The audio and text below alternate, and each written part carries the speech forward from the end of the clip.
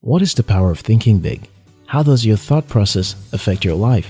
There is power in your thoughts. This is one thing I have recently discovered from listening to David J. Schwartz's book titled The Magic of Thinking Big. From this book, I have learned again that how you think determines what you become. In fact, the summary of your life is a result of how you have been thinking. This could never be truer. The Bible even buttresses this truth by saying, "Be careful how you think. Your life is shaped by your thoughts." Therefore, successful people aren't extraordinary people. They are ordinary people who have learned to think differently. I began listening to David J. Schwartz's book recently, and here are 10 lessons I pulled from his book. 1. Believe it can be done. When you believe something can be done, really believe, your mind will find the ways to do it. Believing a solution paves the way to solution. David Schwartz told the story of a lady who wanted to sell trailer homes. She was poor, and people in her community told her it wasn't possible to successfully sell trailer homes. They also reminded her she didn't have the money and what it takes to achieve that goal, but all indications told the lady she could do it. She had studied her competitors, and she knew she could sell more homes than them. She got into the business, and that same year, she made over $1 million selling homes.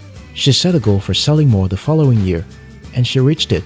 Jesus Christ said, "If you believe, all things are possible to the ones who believe." To succeed, you must believe very strongly and convincingly that you can succeed, and you will. 2. The mind is what the mind is fed. You become what you feed your mind. The premise of David's book is the power of the mind in achieving success. Success and failure are not first hinged on the principles, but first on the mindset of people. David told the story of a man who joined the army, but lost his arm during a shootout. He returned from the military and started to play golf professionally. He played so well, David asked how it came to be. The man said, "Well, I realized long ago that a one-armed man with the right attitude is better than a two-armed man with a wrong attitude." You can never rise above the state of your mind. So your most significant investment isn't looking for business to build first. Your greatest lifelong investment should be investing in your mind. Read books that inspire you to develop yourself. Listen to audiobooks. Watch materials that help you grow. Invest in your mind. 3. Action cures fear. During World War II, David said new sailors had to know how to swim or were trained to swim. To train them, they would stand on the plank on the edge of the ship about 12 feet high and be supposed to dive into the sea about 8 feet deep. Most of those new sailors were often afraid, but some would be pushed down and they would start to swim. Action cures fears. David argues that it is wrong to believe fear doesn't exist or to live in denial. Fear does exist, but the antidote to fear is action. When you are most afraid, that is the time to act, because the fear you do not control through action will hold you back from achieving the life of your dream. 4.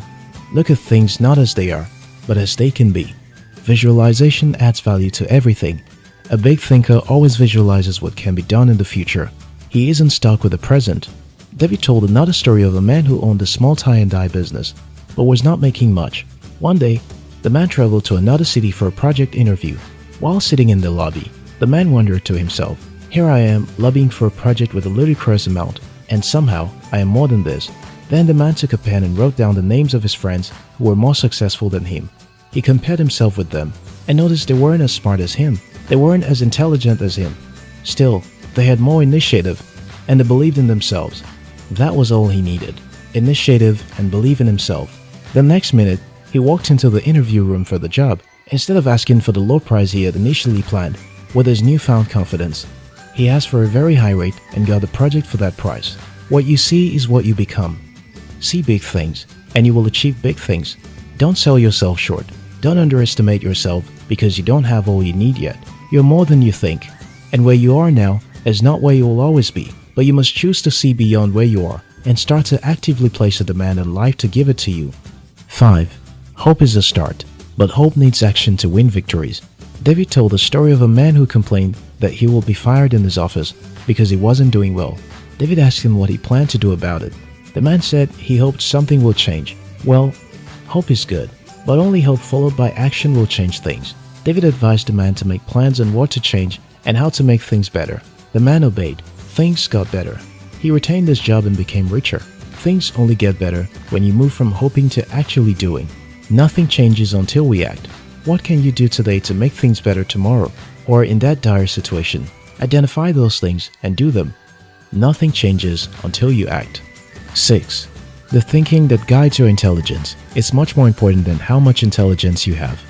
At the beginning of the book, David tells the story of a man who earns 5 times more than his colleagues in the office, not because he was more intelligent, because his record showed he wasn't, not because he knew more than others, because he didn't, not because he was smarter or worked harder than the others. In fact, he worked less, but because he always thought big and saw the big picture. You don't have to have all the intelligence in the world to be successful. You don't even need that. As David said, just having enough sense to stick through something until it is done is better than idle intelligence. You have seen people who know more and earn less, and people who know less and make more. What's the difference?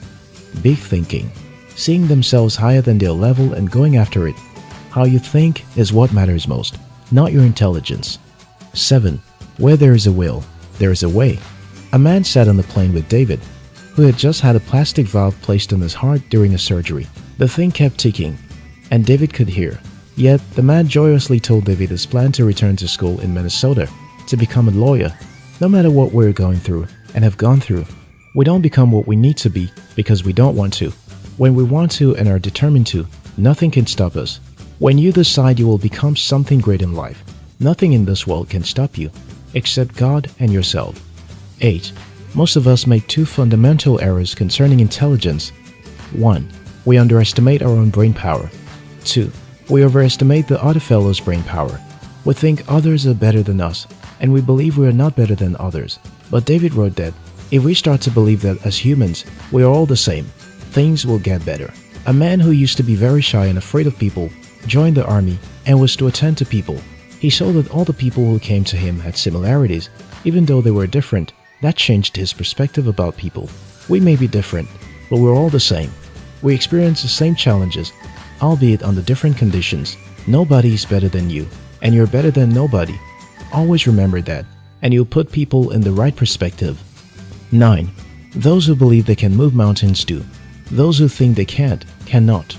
You are what you believe. You will never rise above your belief. I'm learning now to think that what you earn is even a result of what you believe. Why do you think when a man who used to make $1 million is fired at the place of work, the next time he gets a job, it is for a higher salary, or at least the same salary, because his mind has been tuned to believe he can earn that much. You are what you think. You are what you believe. 10. Think you are weak. Think you lack what it takes. Think you will lose. Think you are second class. Think this way and you're doomed to mediocrity. Finally, I learned a counterintuitive lesson from this book. To think confidently, act confidently. You will have the result of the emotions you act upon, especially in your thoughts. For example, you can never think of defeating thoughts while smiling genuinely. No, a genuine, big smile will lead you to think good thoughts.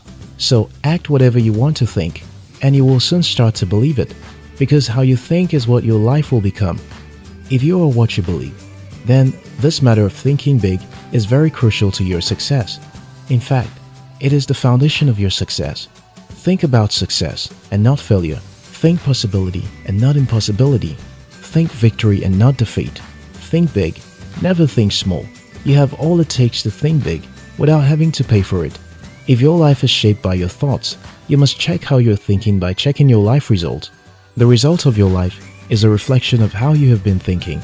To change your life, starting today, change your thoughts. If this video inspired you, subscribe to our channel. We love you.